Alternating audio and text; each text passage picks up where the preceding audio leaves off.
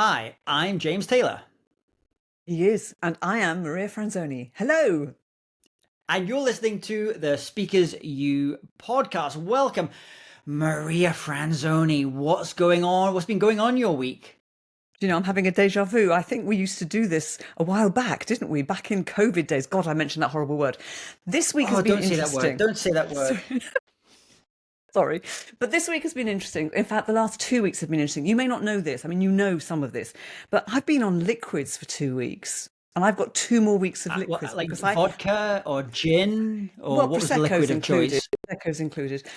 But it's because I've had a jaw operation, and it's odd to not be able to chew. I'm not allowed to chew. Chocolate melts, which thank God, and prosecco's a liquid. What about you? Chocolate, soup. You can have soup. I I'll have I can have. Alison make you a nice Scottish lentil soup, and we'll mail it down to you, so you'll have soup. Okay, it has to be very squashy lentils, you see, because liquids. I'll Yeah, have to. Yeah, my squishy. blender's been working overtime.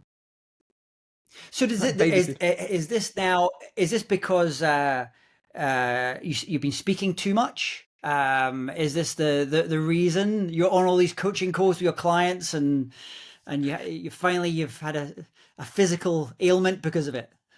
I think I've been grinding my teeth too much and gritting them and getting too angry. I don't know. I think everything fell apart after COVID. Again, I've said it twice. I mean, what's the matter with me? Just slap me. And yeah, my jaw went out of position. And so I did some damage and it had to go back into position. So we're getting there. We're getting there. I was in a lot of pain Wow. before and I'm not now. But listen, this is not about me. What's going on for you? I'm very jet lagged. As we're filming this just now, this week I was last week I was in New York for a few days to do an event, and then I flew straight to London and then to Dubai, and then to Macau in China, which was very interesting, and then straight back my Dubai back to London, and I've now got 48 hours to change my suitcase, and I'm now off to Denver to the Mile High City to do an event. So it's my body doesn't know what time of day it is. It's now unsure what I should be eating, if I should be eating breakfast, lunch, or dinner. But no, it was good. Actually, one of the good things about being on these long flights is I finally got down to read your final copy of your book. I took your book with me. I don't know whether I sent you any photos of me in You various airplanes. You have. In fact, you've sent me so many different photos. I was expecting one from a toilet at some point because you had it in your hand everywhere, which is thank you so much. Yeah, thank you. But coming back to your jet lag, before we go on to our topic of today, how do you cope with jet lag? Because that's a real problem for speakers. I just did a call and someone just asked me, and actually she worked for a travel company, and we were talking about how we deal with jet lag. And I have no great tips. I don't like taking any kind of drugs. I know some people take medicines and things. I'm just not good with that stuff. So I'm very good at sleeping like like that. So I can like Oh, switch off and just go to sleep wherever I am. That's one thing I do. And then the other thing I'm constantly doing, which any speaker will know, is constantly managing my energy levels. And this is actually really hard. Maybe we should do a future episode about this, is because often, as you know, when you get brought in to do an event, you get asked to attend the gala dinner or something the night before. And all you want to do if you've flown for hours and hours somewhere is just go to bed and get a good night's sleep before you have to keynote. But you have to do. So I've learned some tricks over the years to be there, but kind of manage my battery level so I'm not giving 100% in that room, so I can save it all for the next day. What about yeah, you? let's What's your do that. plan? What's yeah, With me, my plan is not to get jet lagged by not yeah. traveling. Don't travel. Do Don't everything on travel. Don't Zoom, or travel. if well, not to travel the way you travel because I can't go. I can't sleep. I'm a terrible sleeper. Let's save all this for an episode on Yeah, that. That's a yeah. really good idea. What are we talking about today?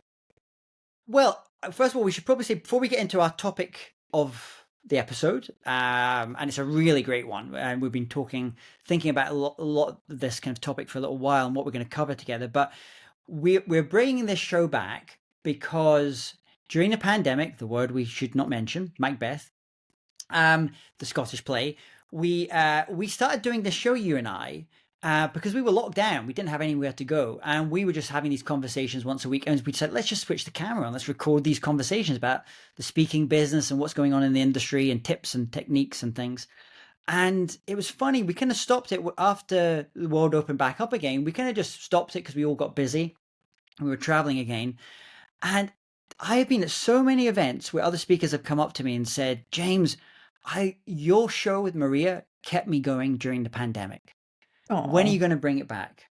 So we obviously did some good in the world. And so this is why we decided to kind of bring the show back. We're going to experiment with formats and different things as well. And obviously want to get your listeners' kind of thoughts on what you want to hear on this show. But we thought every week we would start with just kind of talking about a topic or theme for the week. And I thought a really good topic, which sounds a little bit boring, but is very important, is to know your numbers. And the reason I said that I thought about this topic as a speaker for this week is in June, I hit my number. So as a speaker, I have a number that I want to try and so many keynotes I want to give over the course of the year. And I try and I focus and I work back to try and get to that number. And in June, I managed to hit it like months and months early. And I felt really, really good and it was excited. And then I did the thing that we kind of probably shouldn't do, but I kind of went, okay, maybe I should just double this number now, which is probably not what you should do. So I thought today's episode, we should talk about knowing your numbers. And then this is what you're brilliant at, Maria, because you've done it for so many years, is working back. So when we talk about a number, we're talking about obviously a booking and a keynote or a workshop that you're delivering, but how do you get, what are the numbers that make up that number? How do you get to that number? And I know you're very mathematically focused. So I thought, how does that sound? We're going to do know your numbers. it sounds fantastic. And I hope you did double your number, actually, especially if you, I mean, your year starts in January, does it? And you did it by It June. does. My You've year got to starts in double it. January. You've got to Yeah. double it at least. You've got to. Yeah, but then do you know the problem is going back to this energy thing and Uh, also writing a book. I'm writing my first book, which you have uh, just done. yeah, And I was just amazed at how much time writing a book takes. So I've had yeah, to kind of balance that. And the way that I've done it, which we can talk about, is I've just raised my fee again, and that's really yeah, a good way brilliant. of not doing as many events or having to double events, but just kind of being a bit more selective. Excellent, excellent, excellent. Anyway, I think So your number let's obviously take was me too to low. Right, sorry, carry on. maybe yes numbers. So let's talk about when you're coaching with a speaker and they first come to you and you talk to them about numbers and they look at you blankly. How do you explain this idea of knowing your numbers and why numbers are so important thinking about your speaking business? Well, do you know what? When I start working with a speaker, I always say to them, what does success look like? And often when I say that to them, they're telling me about all sorts of things, about places they might want to visit or impact they want to have or the number of people they want to reach. And not many of them have actually thought of what does that mean in terms of numbers? Numbers of speaking engagements, income they want to make per year, what they're aiming for longer term as a business in terms of their revenue. I'll say revenue and not turnover because apparently Americans think turnover means something else. So let's speak Okay. American revenue. And for me, it's really important for you to have that number in mind of what you're aiming for, because when you set your business up and work backwards, just as you explained earlier, a business that you set up that brings in 50,000 a year looks very different to a business that brings in 500,000 or 1 million a year. So I want to know that speaker's number that will make them able to live the life that they want to live and to do what they want to do. So when we're aiming at it, we then work backwards and say, this is what you need to set up.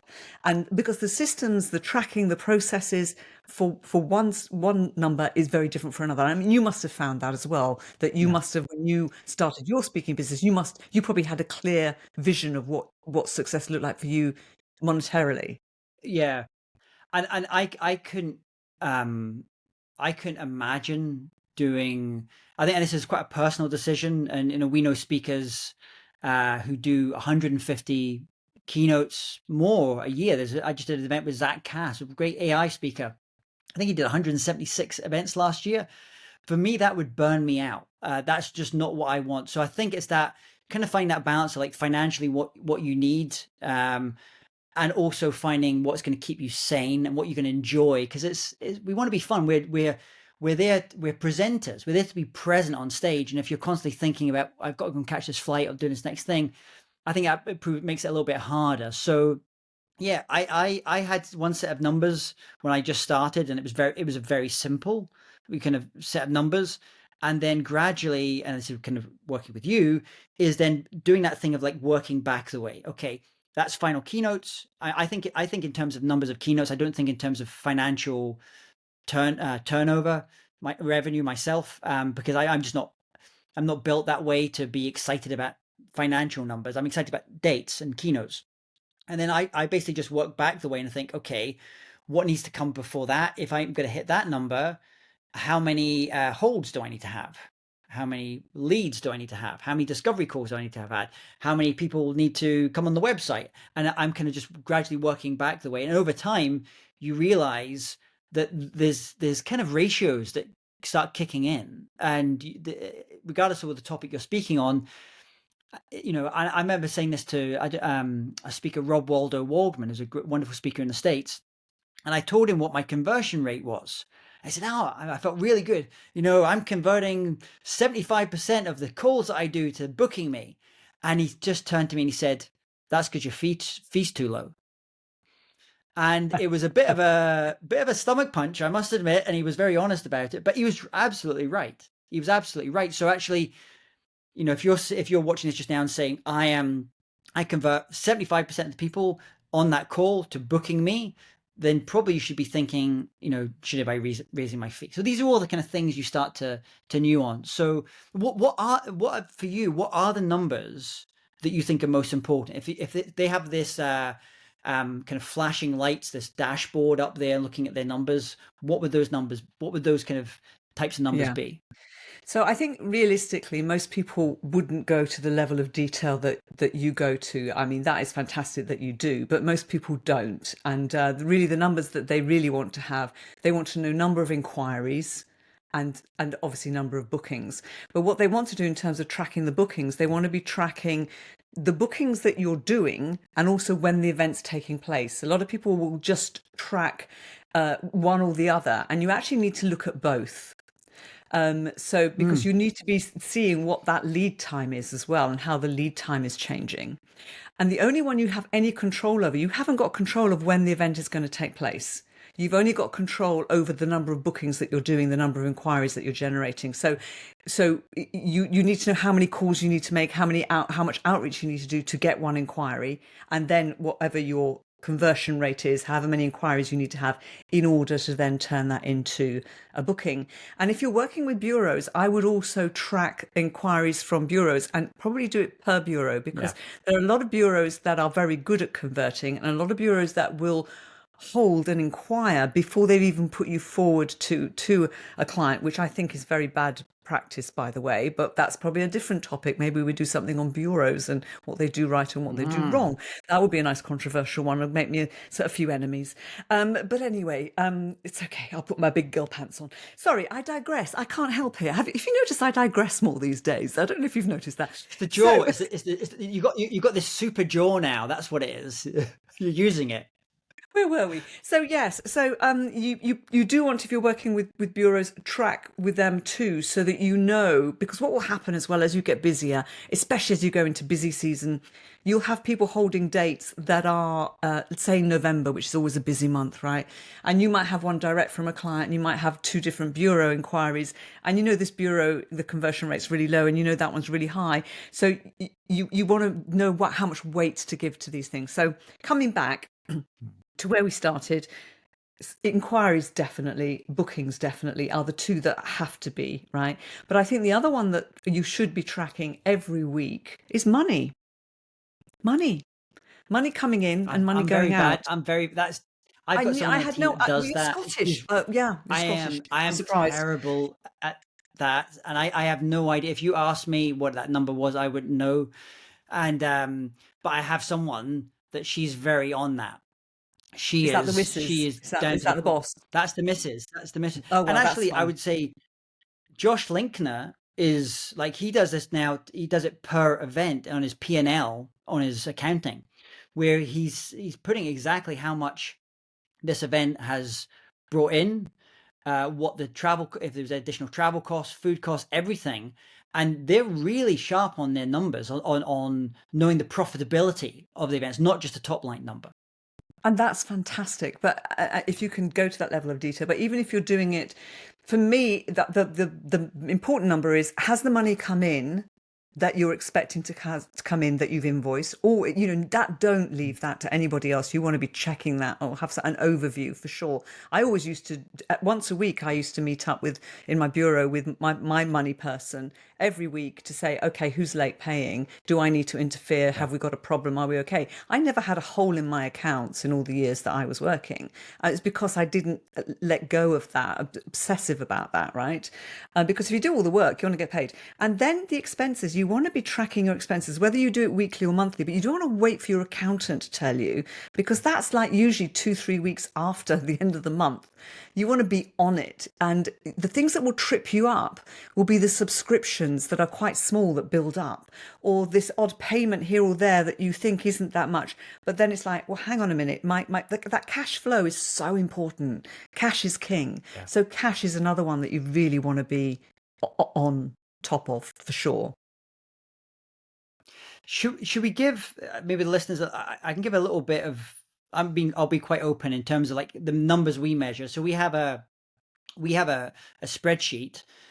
We do it once a month, and we kind of go through all of our numbers once a month to kind of look at all these different things. And the ratios tend to change a little bit depending on the time of year, etc. We don't go to the granularity you mentioned, like bureaus, individual bureaus, although I know certain bureaus are always holding dates and never closing things. Other ones that you hear from very rarely, but when they send you an inquiry, it usually converts. So there's differences. But I'm gonna read you from you. Just, this is me looking at my chart just now.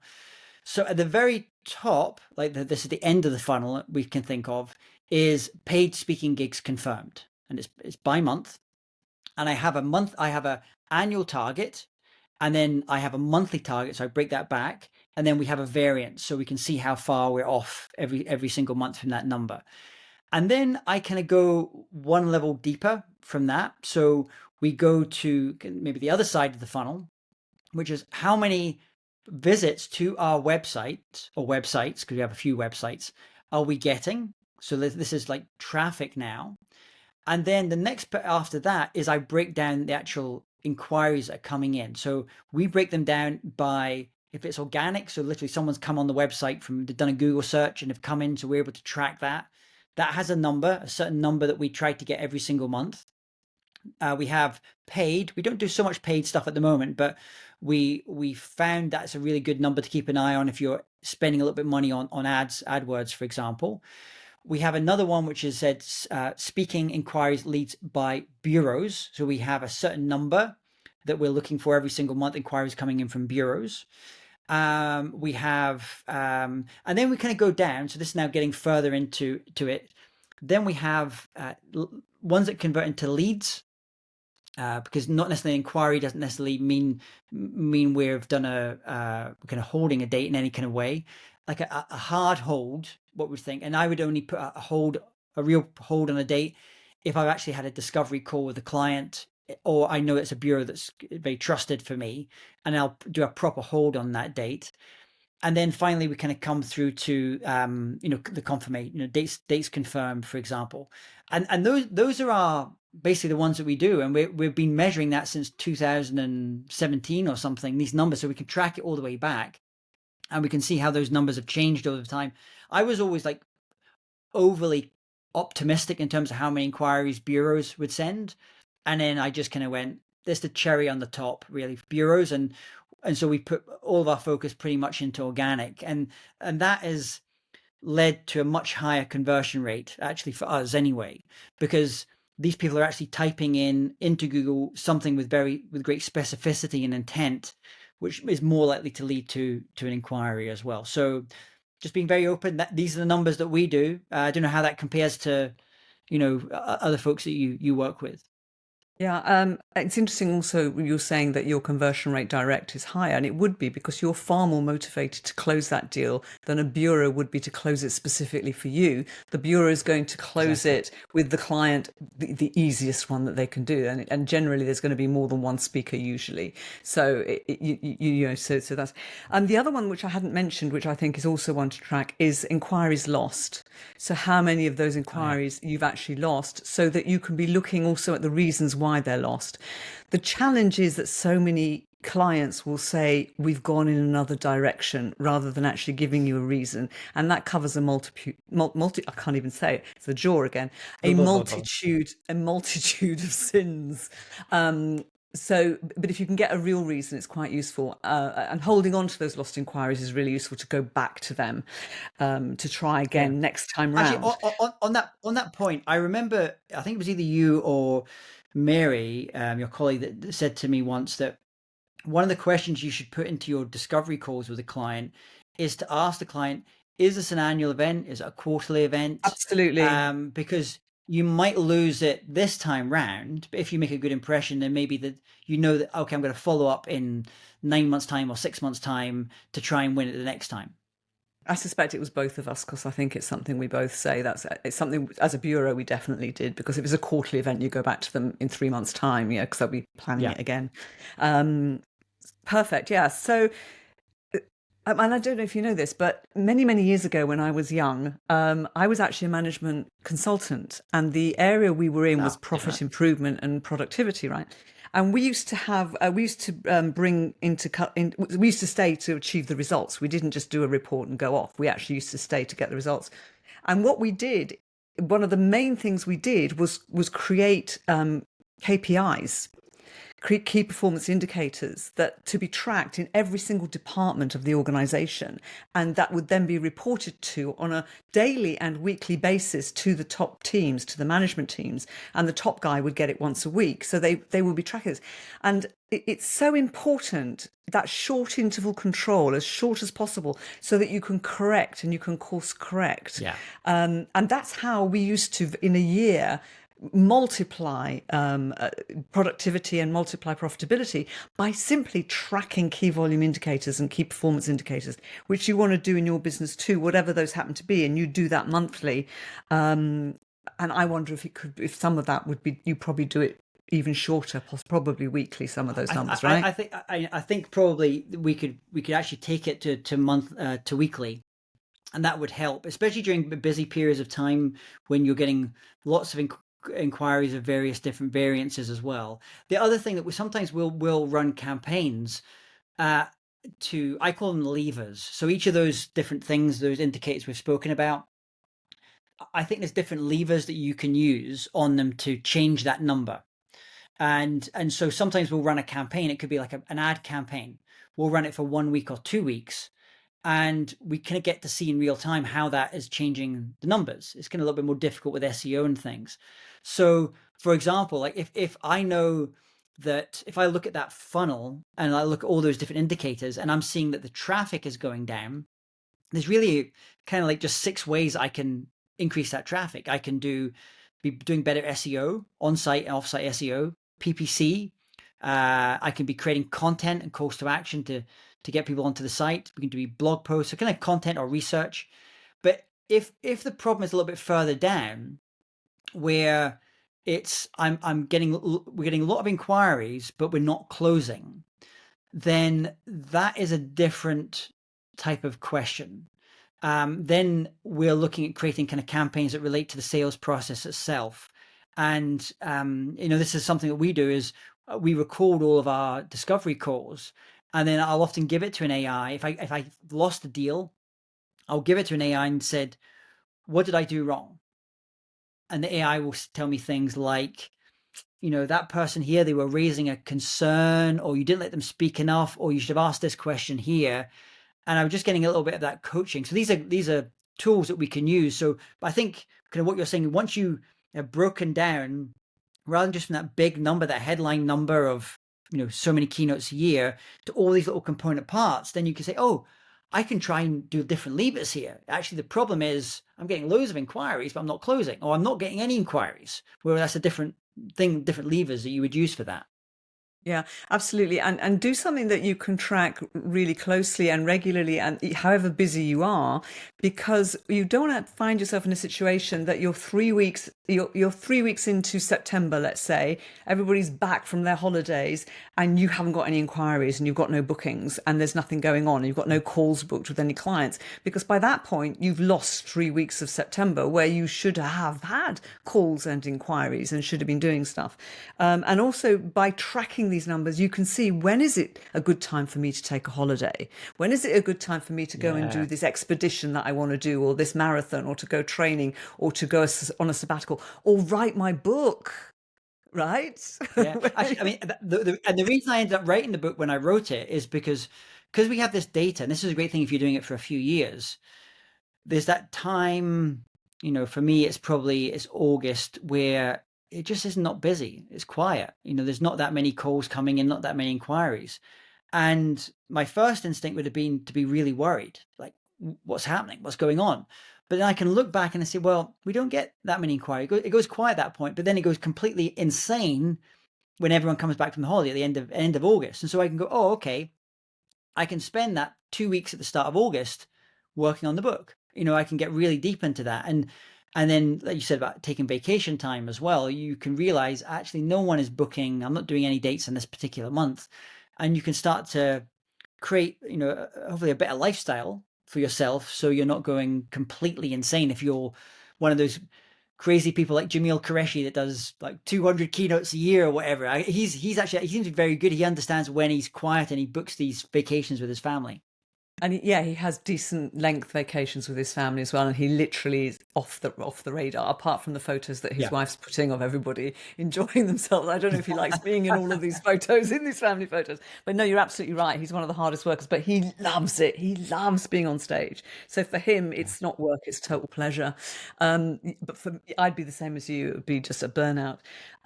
So whatever you're doing, start something that you can be consistent with, something that's going to give you patterns, something that you can do short term, so that you can see what's going right, what's going wrong, and you can tweak.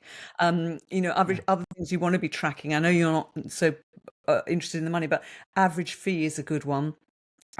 Something we used to do, and I used to get my team to do regularly, was to look at their bookings, certainly on an annual basis at least. Quarterly is really good too. You look at your bookings and you look at which, if you're talking about the 80-20 rule, which of your 20% of your clients gave you 80% of your revenue. And I know you're not talking revenue, but actually this is a really good exercise to do. Because for us, it gave us a really good indicator of which clients to spend most time with. And actually, we used to also track the conversion rate for each inquiry for clients as well. And I used to have that on my CRM. So I used to know that if a client was bringing something in, they're not likely to convert because they're always, giving. So I knew which clients to give attention to. Those kind of scores are really useful on your CRMs, actually. And but coming back, do that by industry as well. You could obviously do that by industry. I remember doing sector and job title is the kind of stuff we used to do. So you could then go deep on the ones that pay you more, especially if you're looking to increase, and also by territory, by market. Oh, we're going deep now, James. We're going deep now. We're going. No, actually, I mean, I'm literally looking at a board to my right here, which I can't show you, but it's basically breaks down the peak times in different parts of the year when different parts of the world have their events. And so, and I can't quite see the full board, but let's say in the Middle East, it tends to be December, January, February is very strong in the Middle East months.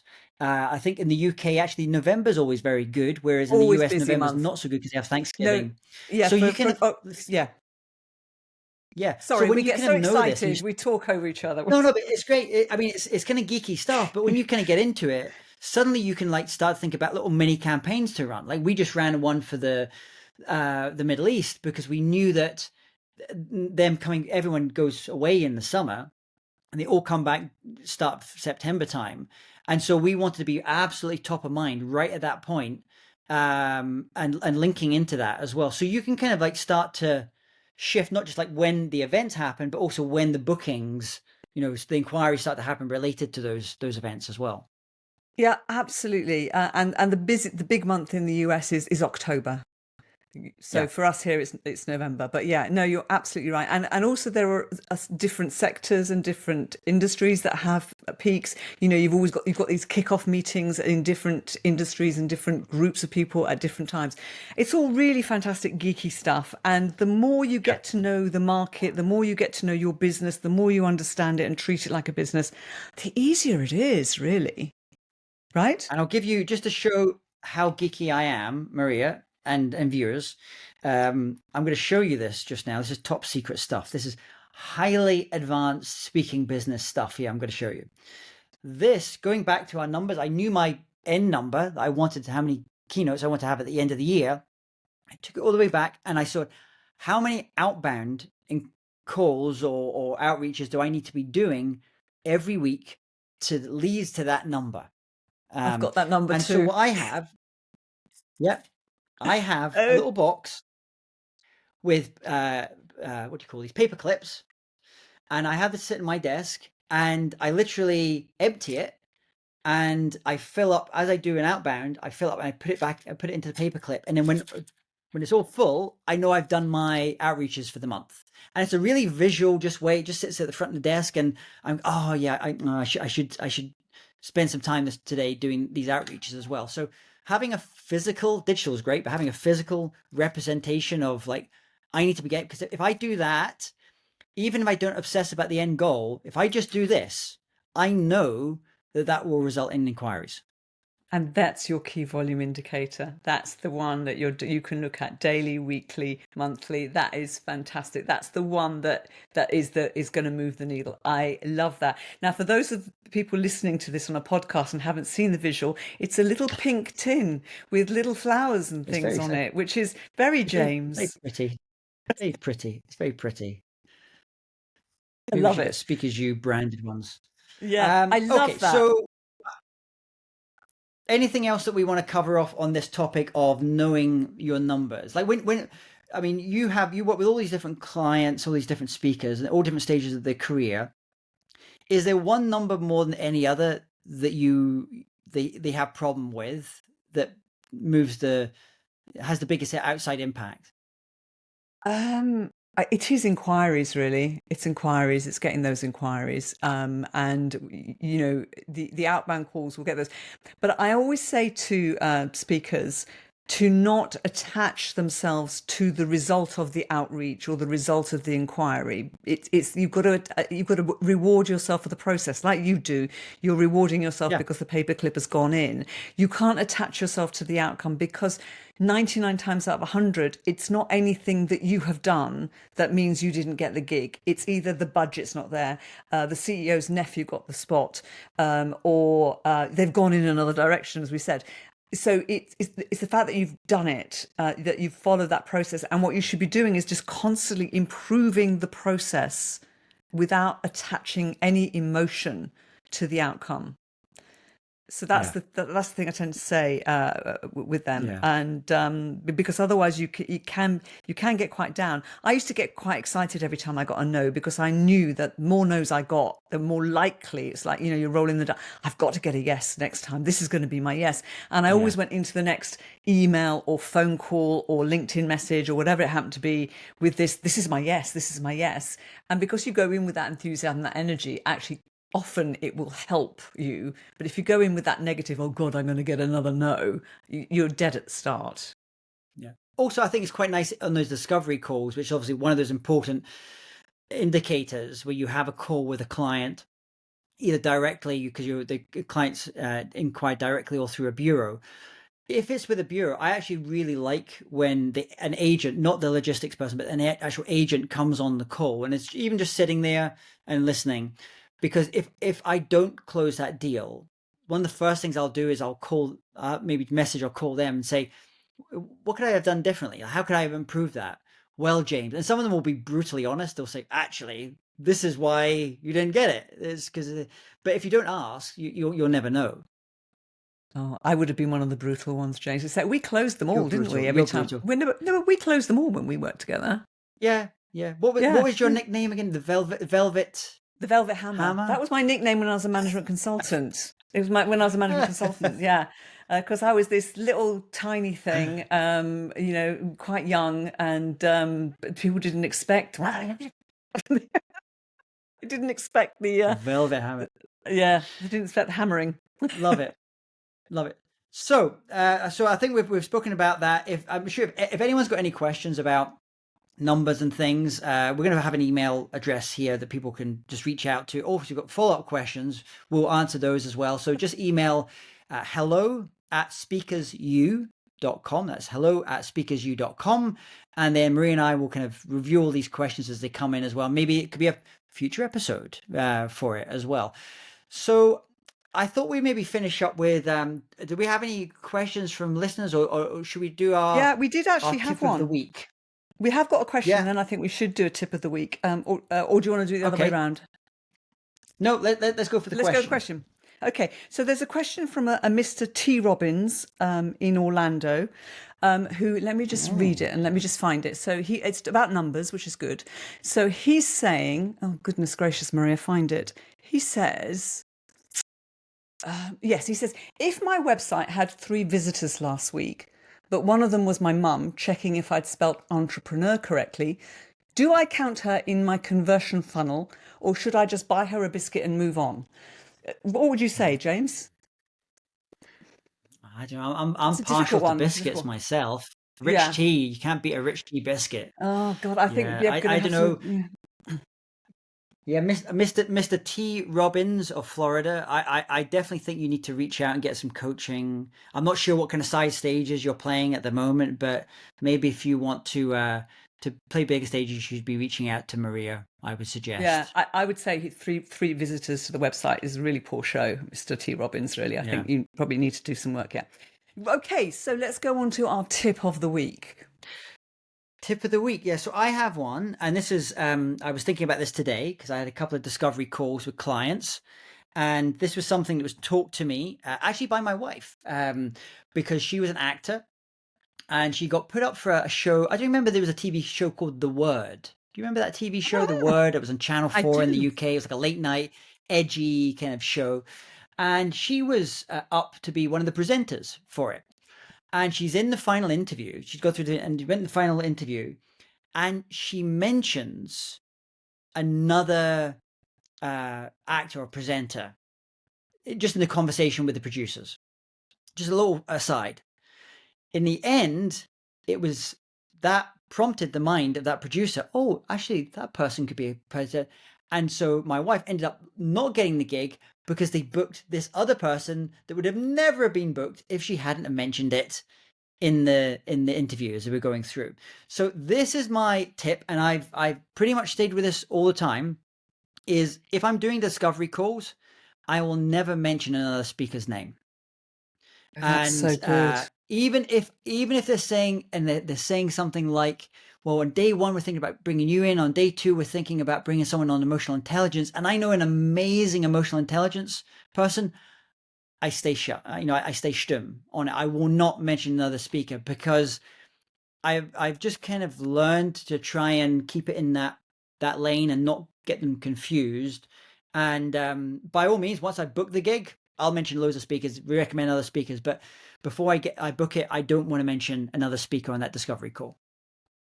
I think I know who that presenter was that got it. I'll check with you afterwards. That's incredible, and I can see Alison would have been brilliant on that program. Oh, that's gutting. Anyway, so mine is related to numbers again because we've been talking about numbers. And one of the things I would do if I were you, so you were saying you have a monthly target, and the challenge, and obviously an annual target. The challenge is, of course, that things are seasonal, although the monthly target should be, I think, a bookings target as opposed to an events taking place target, because you can't control it. So as a bookings target, I suggest that you actually do a rolling average when you're looking at the numbers to see how you're getting on, and you take that rolling average and multiply it by the number of months that are left. So if January, you'd multiply by 12 if you were able to do the same thing. January, February, March, if you had 3, you take that, divide by 3, and then multiply again by 12. So you've got a rolling average, so you can see what the figures are looking like and how they're moving. You're sort of like sort of adjusting them slightly, because otherwise sometimes you can be put Yeah. off by a poor month. So that's what we used to do as well in management consultancy days. So I would look at rolling averages for your projections. That's a great idea. It's almost like when you're going out on a boat and you think you're going towards this island, but you're making all these little small adjustments over the course of trying to get there as well. And I know what you mean. It can be lonely being a speaker, especially if you're operating the business on your own. And we've all had those months where the phone doesn't ring. There's not inquiries coming in, and it can be incredibly downheartening. You think that's it. My career is over. It's all finished. And if you just kind of look at those numbers. I love the rolling average numbers, and then think, going back to what we spoke about, what are the things I can control? I can control how much outreach I do. I can control how many articles I'm writing. I can control the outreach I'm doing to bureau clients, for example. That's what I can control. I can't control pretty much anything else, and that kind of hopefully gives you a little bit of confidence that things will become better. But as long as you stay focused on your numbers, and also it tells you're going to be quiet in a few months' time because you can see how things are mapping. Brilliant. Lovely. Well, this has been fun. It's been wonderful hanging out together again. It's been far too long. So, once again, if anyone's listening, if you've got questions, thank you, Mr. T. Robbins from Florida, for your question. If you have listening to this or watching this just now and have a question for Maria or myself, then please drop an email to hello@speakersu.com, and we will endeavor to answer those questions. You can say, if you want to not say who you are, and that's fine. If you want to be anonymous, not a problem. Or maybe you'd like us to say who you are, and you're going to have all these other speakers saying, "Oh, I didn't know this person was a speaker or speaking on this topic." It's up to you. So I think that's us for today. I think that is. I think, it's just time to say goodbye, because I think we could rattle on for a very long time on this topic, and we should probably shut up. So it's goodbye from her. Yeah, and it's goodbye from him. Bye-bye. Bye-bye. Got to work on that, James. Got to work on that. Bye. If you're a speaker who wants to get more bookings, charge higher fees, and run a thriving speaking business, then you need to know Maria Franzoni. Maria has spent over 2 decades inside the world's top speaker bureaus, negotiating thousands of engagements for some of the biggest names on stage. Today, she works one-to-one with speakers, helping them build the business behind their speaking. If you'd like to be more bookable and more profitable, visit mariafranzoni.me to find out how she can help you. Do you dream of stepping on stage and being paid big? $10,000, $50,000, or even more? For just one keynote? If you're ready to stop speaking for free or low fees and build a speaking business that generates real income, listen closely. Introducing the 7-Figure Speaker Program with James Taylor. He's trained hundreds of speakers to go from small stages to commanding big fees, teaching you the full system: marketing, sales, craft, profitability. You'll get insider templates, email swipe copy, checklists, everything you need to book more gigs, raise your rates, win speaker bureau deals, and build evergreen revenue streams. If you want the strategy and tactics to build a global speaking business faster than you thought possible, this is your moment. Go to speakersu.com and get started today. The stage is ready for you.